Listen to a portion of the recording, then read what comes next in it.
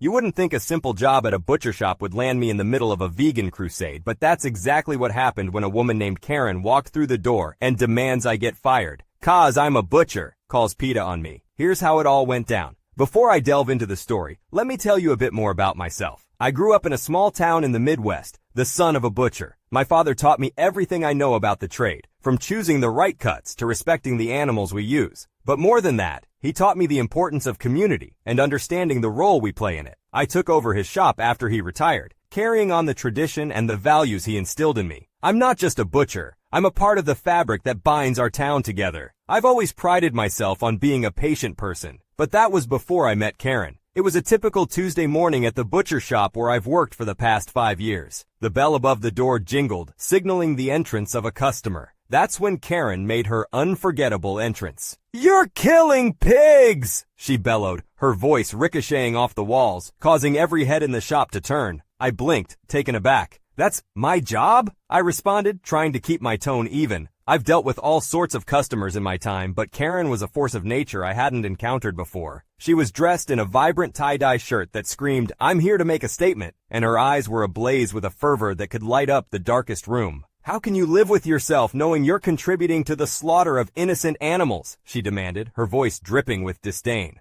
I tried to explain. "Look, I understand your concerns, but I believe in ethical sourcing and humane practices. It's not just about the job for me, it's about respecting the process and the lives that sustain us." Karen wasn't having any of it. "Ethical? Humane? There's nothing ethical or humane about killing animals for food," she retorted, her voice rising with every word. The shop had gone silent, all eyes on us. I could feel my patience wearing thin, but I knew I had to remain professional. "I respect your views, but not everyone shares them. People have different beliefs about food and sustainability." Karen scoffed.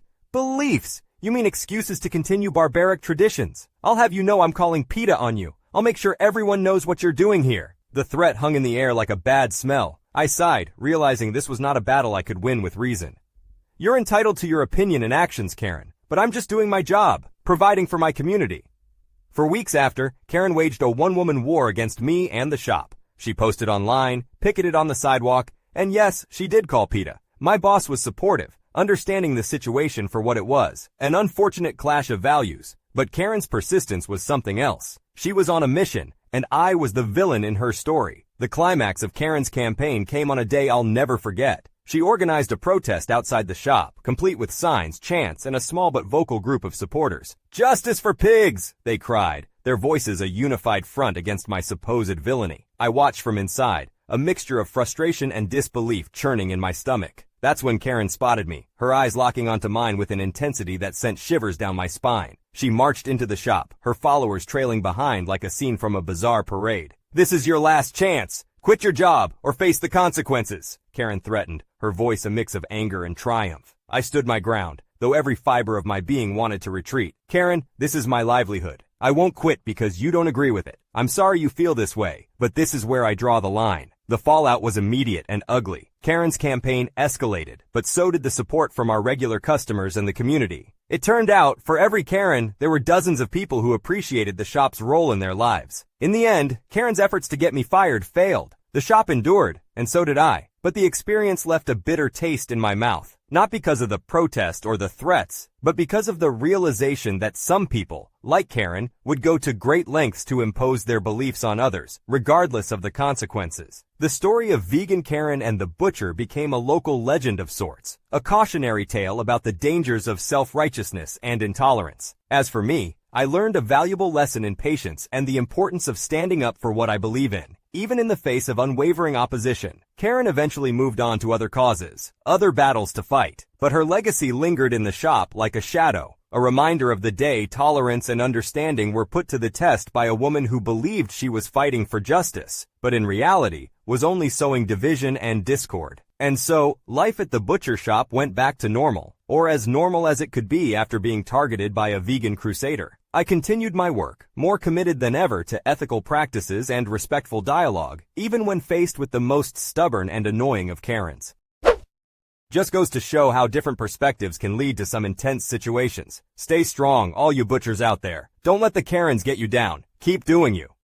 When my girlfriend and I decided to live together, we never thought we'd end up regretting inviting her sister to join us. We thought we were offering her a sanctuary from a troubled past, but instead, we plunged into a whirlpool of tension and discord. Here's how it all went down. My girlfriend and I, 29 years old male, have been living together since 2020. We moved away from our families to share an apartment with her college roommate, a long-standing friend. Living together brought challenges, but we've managed despite the differences between dating and cohabitating. In 2022, the roommate moved out, leaving some issues behind, like caring for her 2 cats and damage to the room. We continued living together for 8 more months until my girlfriend invited her sister to move in. Their family background is tense. They have a strict father who often berated them, leading to a strained relationship. My girlfriend even left home during college due to this strain, only returning out of guilt for her family. Inviting her sister to live with us was an attempt to help, but it has complicated things. After a year, we can't see any positives in her sister living with us. She brought 2 cats and imposed many rules that made cohabitating difficult. We even had to cage our cat temporarily because she refused to monitor the cats while we were at work. We also flew in her long-distance boyfriend, hoping that being together would motivate them to improve their lives. Unfortunately, he hasn't found a job in 9 months and leaves messes that we have to clean up.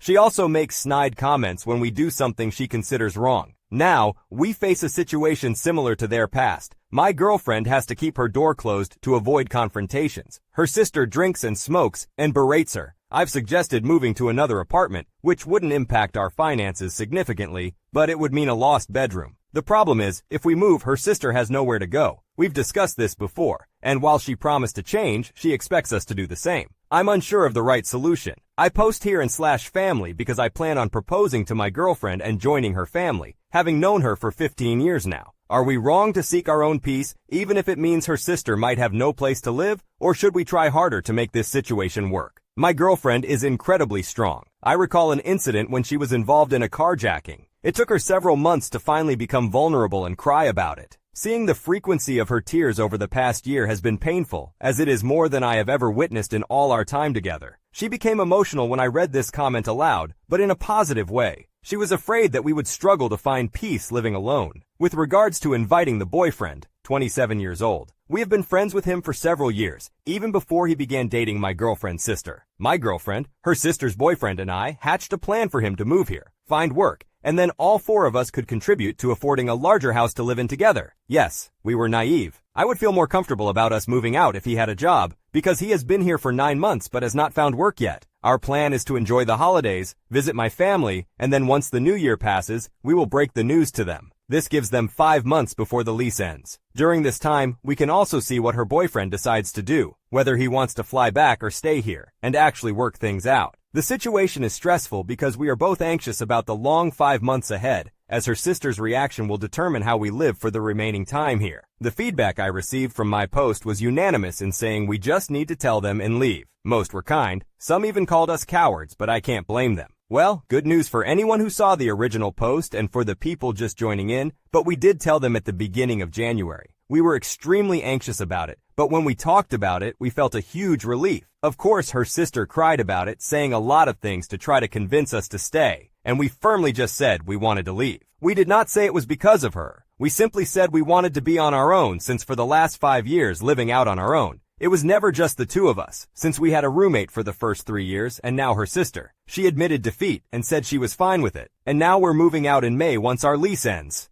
It doesn't come without the weekly comments to guilt us to stay, all from her sister, which we have had responses for each one. I don't want us to lose contact, stop talking after all this. We always invite them out to eat or explore, play games, watch movies, bring them with us to visit our respective families for the holidays. Always a no. Doesn't help that every time she does try to talk to us, it ends in her guilting blaming my girlfriend. It's hard to find a job nowadays. I don't know if boyfriend's name can help me with paying for a new space. It's now been 1 year since he's been here. We can say for certain he only applied to one place and gave us no update. I'm sure his saying he doesn't want to work somewhere that pays him below a certain amount doesn't mean anything. There's plenty more, but we have been growing a thicker skin and now just looking forward to living just us together. Might not necessarily need a post, but just wanted to make this to thank the people on here that encouraged us to stand up for ourselves. Is there anything we should plan ahead for in handling a person with this kind of personality?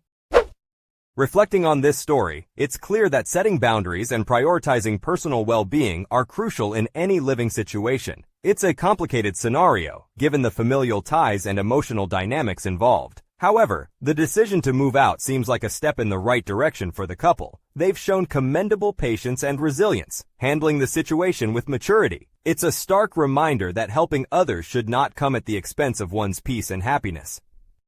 Recently, I found myself questioning whether I was a jerk for telling my aunt I wanted no part in my sister's life. Years of favoritism, emotional abuse, and outright theft had led me to cut off contact with my family, but now they were back, begging for help. Here's how it all went down. I've created an anonymous account since my family knows and monitors my social media. I, a 26-year-old female, have stopped contact with my sister Cheryl, who is 24, and my mother, who is 57, since I turned 18. Our parents divorced when I was 14, when my mom's constant favoritism and enabling of Cheryl's poor treatment of me would not end. My mom defended it as, every parent has their favorite, but Cheryl took pleasure in taking from me, destroying my things, and using me as a physical and emotional target. My dad, after years of trying to push for family counseling, mental health evaluations, family interventions, found my mom continued enabling Cheryl, and at times it felt like she was encouraging Cheryl. My dad saw divorce as a last-ditch effort to try and save what was left of my childhood. My mom demanded full custody of Cheryl in exchange for giving my dad 80-20 custody of me. It was a tough battle, and he really did try to limit my custody time with my mom. At 16, I was able to stay with my dad full-time and only see my mom and Cheryl occasionally or at school. I suspect my mom wanted 80-20 custody of me to keep me around as Cheryl's target, but Cheryl's power over me decreased the instant I had the power to just walk away. Interestingly, Cheryl seemed obsessed with taking from me. New phone, taken. New tablet, taken.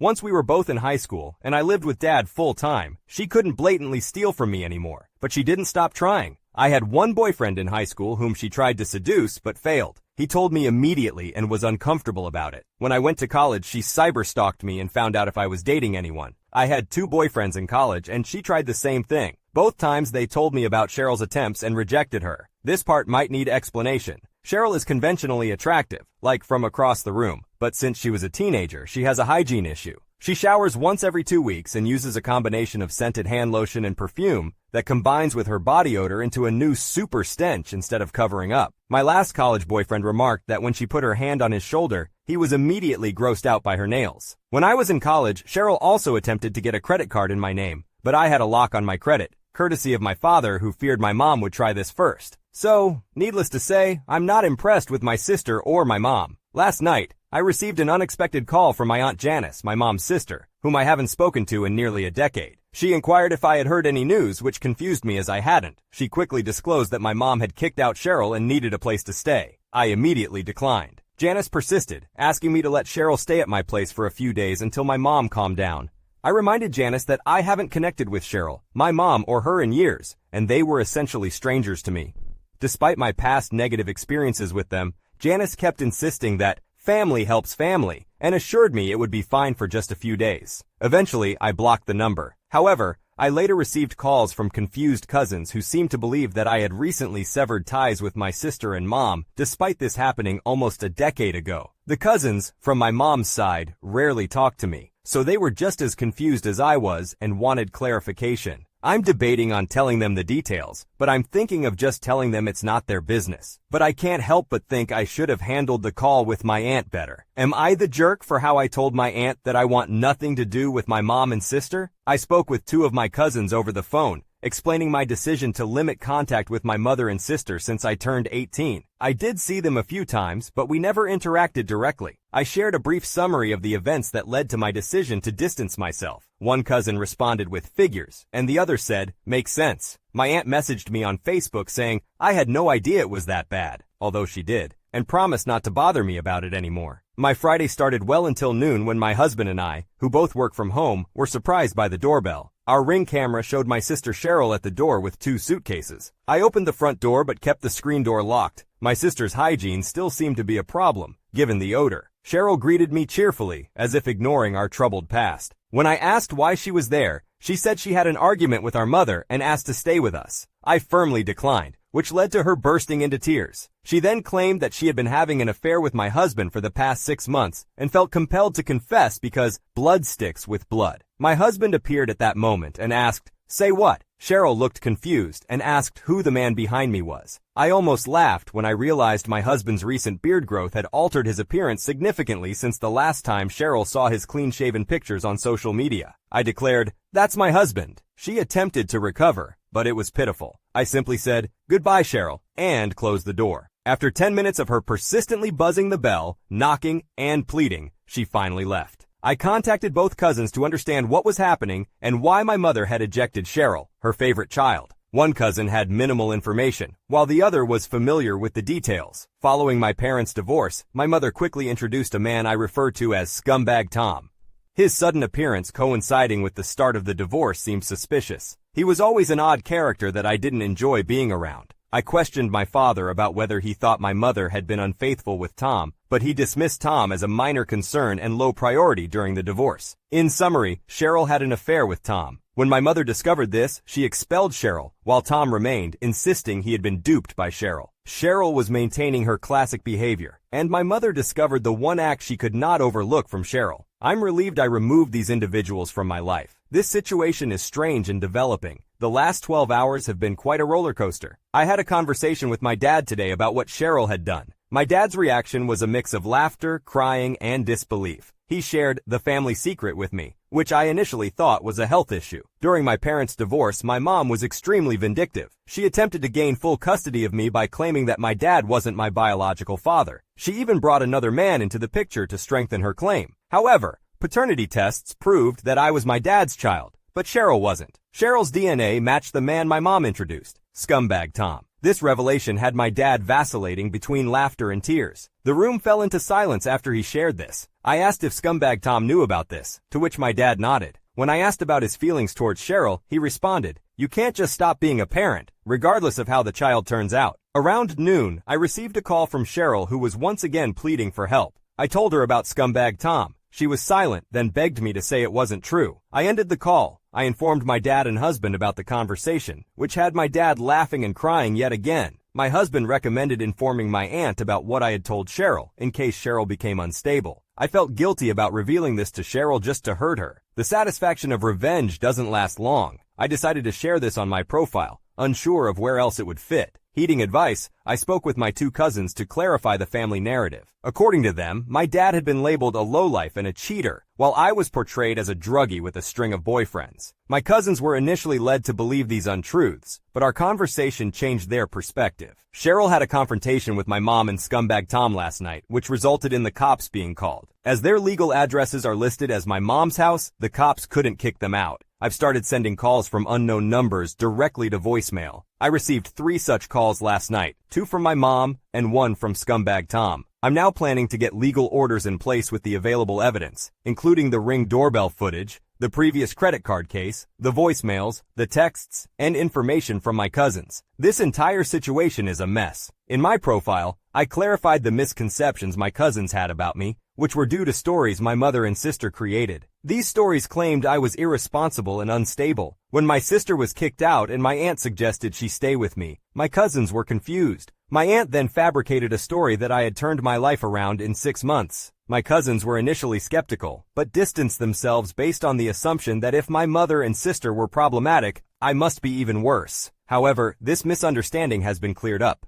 Mostly, my cousins wanted to steer clear from the center of drama. 2 of my cousins informed me about an argument that occurred when Cheryl decided to return home. The police were called, but no action was taken as no one was assaulted. Recently, I have been receiving calls from all family members. I redirect calls from my mom, Cheryl, and Scumbag Tom to voicemail to gather evidence, which I've been forwarding to the police. My husband and I plan to hire a lawyer to aid us in handling this matter. My aunt has been apologetic, claiming she was unaware of the extent of the abuse and thought the issues I had with Cheryl were trivial sibling disagreements. However, she suggested not to completely cut ties with my mom and Cheryl. No one else from my mom's side is willing to offer any assistance or support except my aunt. I have been receiving more calls from cousins, second cousins, and other relatives wanting to reconnect now that they know the truth. I am unsure if I should invest time into reconnecting, as they didn't support my father or me during or after the divorce. I understand they may have been influenced by the narrative spun by my mom and sister. According to my cousins, the family regarded my mom and Cheryl as problematic, but still associated with them. I am considering reconnecting more with my aunt's children, the two cousins who approached me for clarification at the start of this mess, rather than attempting to force me to accept my sister into my home. I've been receiving some inquiries and there's a minor update, so let's go over it. People asked how my aunt and cousins had my number, and that's simple. I've had the same number since being a teenager. I've been considering changing my number, but that would mean changing the two-factor authentication on all my apps and sign-ins. And honestly, Cheryl rarely called, so it doesn't bother me. As for how Cheryl knew where I lived, that's because she's my obsessive stalker. Literally, when I was in college and had a boyfriend, within a week, she found him at a party and tried to hit on him. If she spent a tenth of the energy she did on stalking me on getting a private investigator license, she would probably be the most successful private investigator in the state. Some people have suggested Cheryl's lack of hygiene could have meant scumbag Tom was grooming her and messing with her since we were kids. While that does make me a tiny bit sympathetic to Cheryl, I have to be honest. I haven't thought of her as family since I was a teenager. For the update, we've doubled up on home cameras, got a crap file, and an attorney, and an initial protective order in place for Cheryl, Mom, and scumbag Tom. The official hearing will be upcoming, but the law moves slow. My husband, Dad, and I have taken to scanning our cars for AirTags lately. No signals yet, but can't be too safe now. I had lunch with my two cousins, and they both suggested to Aunt Janice that if she cared about Cheryl so much, that she should house her. The cousins told me that Janice broke down at that, and revealed that Janice was me. It turns out my mom and Janice had a very similar relationship to Cheryl and I, and Janice was the punching bag to my mom.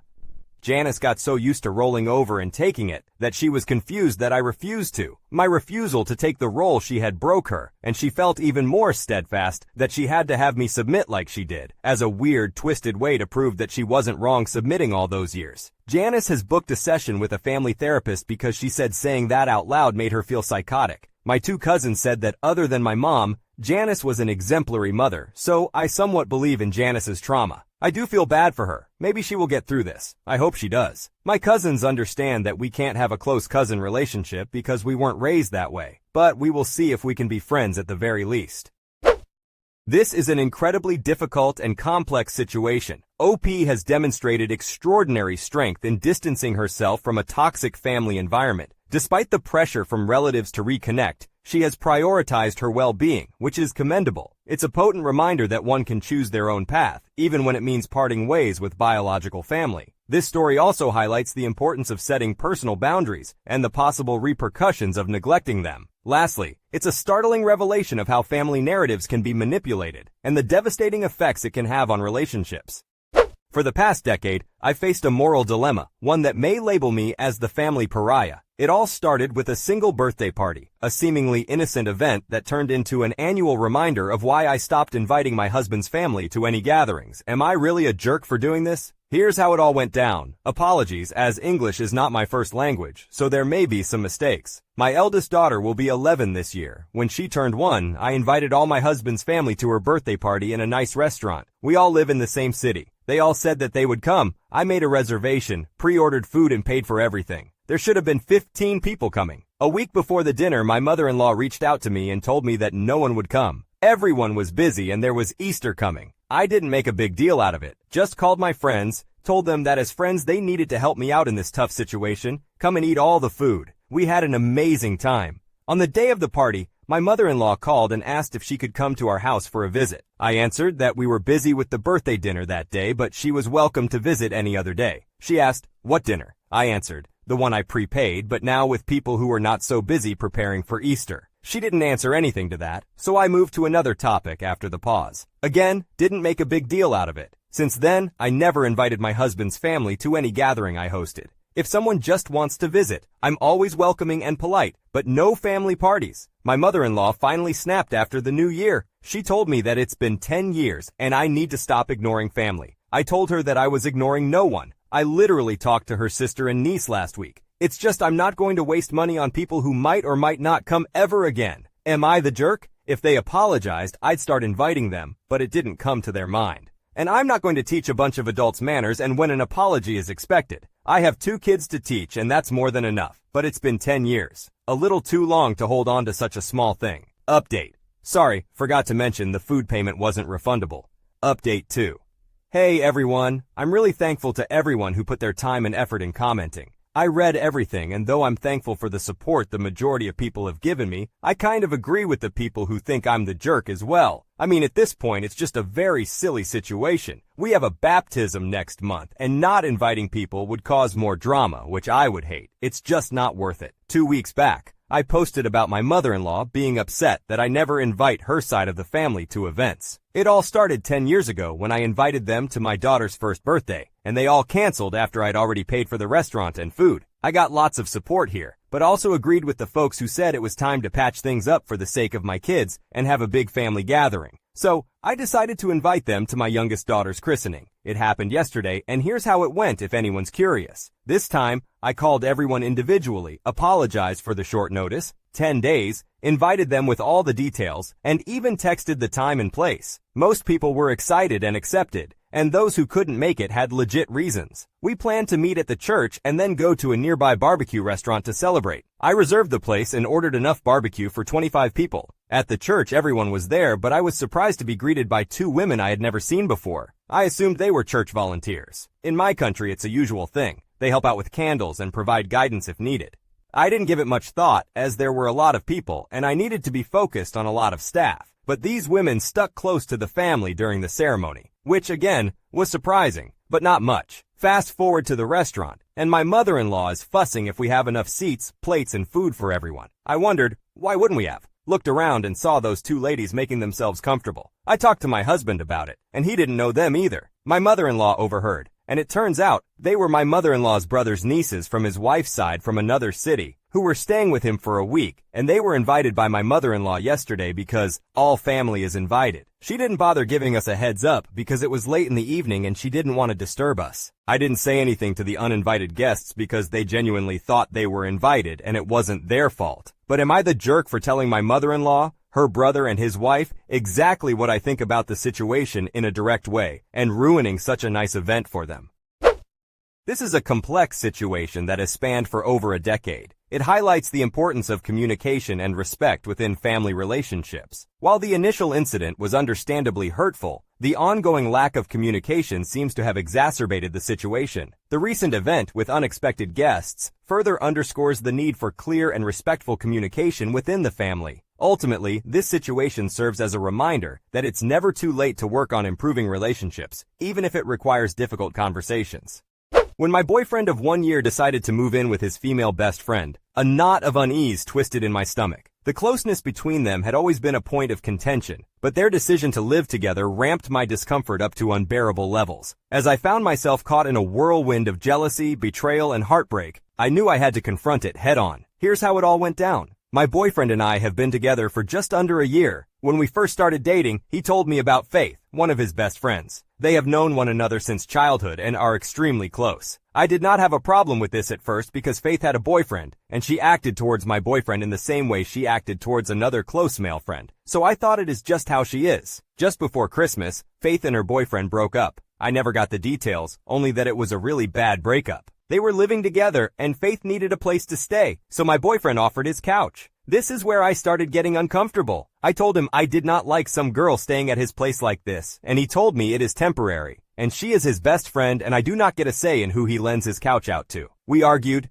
and eventually I relented. On New Year's, I wanted to go back to his place after the celebration at my friend's place, but he said Faith is there, and we would not be able to do anything, referring to intimate relations, and I got annoyed and said she can listen to it for all I care. He got annoyed at that and said he is not doing that. I asked him when she plans on getting her own place, and he said she is looking, but it is hard to find something in her price range. I went home alone that night. A week ago, he wasn't feeling his best, so I decided to surprise him with food. I showed up at his apartment, and she answered the door in a tank top and very small pajama shorts. When she went to take a shower, I asked him if she walks around like that all the time. He confirmed and saw me get annoyed, telling me not to start. I asked him how he would feel if I had a close male friend living with me walking around minimally dressed. He said he'd be uncomfortable, but he would trust me not to do anything. I told him I do trust him, but it's still a boundary for me, and I asked again when she's moving out. That's when he dropped the bombshell on me that the two of them have decided to look for a place together once his lease is up in March. I lost my composure. She heard us fighting and came out of the shower, dressed somewhat, and asked what was wrong. I told her I'm not comfortable with any of this. She apologized and said I better find a way to be comfortable with it. He didn't say anything, and when I said seriously, he sighed and told me she's right, that she's been his friend longer than I've been in his life, and this will benefit them both in the long run, so this is what's happening. I asked what's going to happen if we wanted to move in together before the lease to whatever place they're getting is up, and he said that's something we can discuss if and when that happens. I was so incredibly mad and felt insulted that I just left. I texted him later and asked him to think about what's more important, living with her or our relationship, and he said that sounds like I'm giving him an ultimatum. I said that's not what I'm doing, but he's being unreasonable. We've been texting since then, but it feels like it's probably the end of our relationship.